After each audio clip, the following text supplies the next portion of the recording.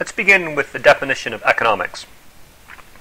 Formally, economics is a social science concerned with how individuals, institutions, and society make optimal decisions under conditions of scarcity. So economics is considered a social science because in essence we're studying human behavior here.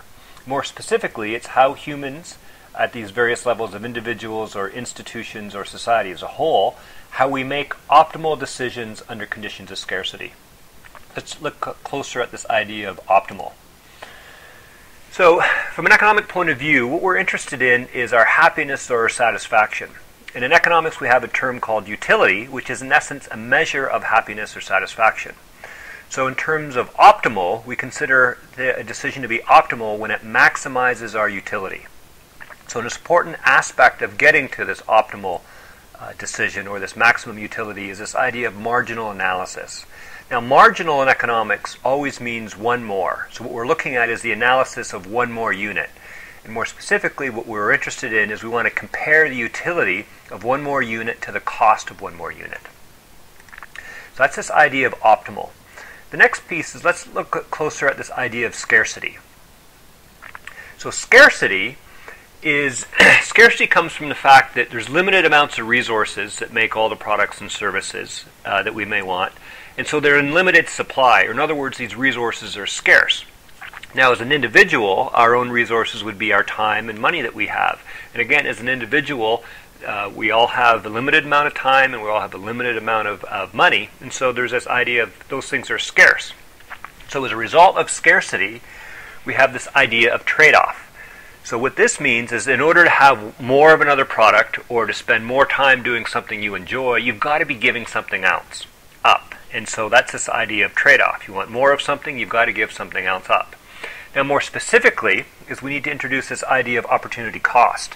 So the opportunity cost of a decision is the highest valued alternative that you've given up by making that decision. So let's think through an example.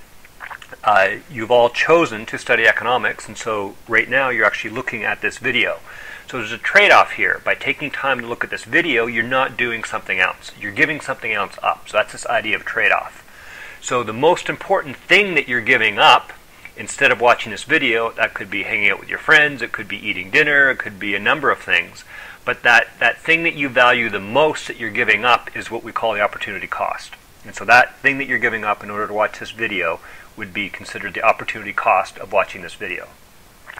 So now let's come back to this definition again.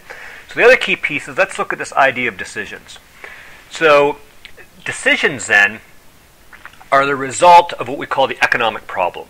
And the economic problem is the fact that we basically have unlimited wants and we have limited resources. So we need to make decisions on how do we allocate our time, our money, our limited resources based on this idea we have unlimited wants.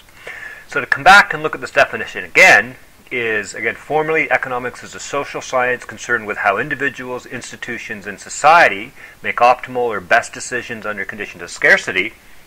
So to put it simply, economics is a study of how do we determine where we're going to spend our money, where we spend our time, where we use these limited resources. So economics is divided into kind of two views. And so if we look at microeconomics, so micro meaning small, microeconomics studies the behavior of these decisions at the individual level. So these are consumers and individual firms. So this course is interested in macroeconomics, and macro means big. So what we're going to deal with is the aggregate of all these decisions to a nation's economy as a whole.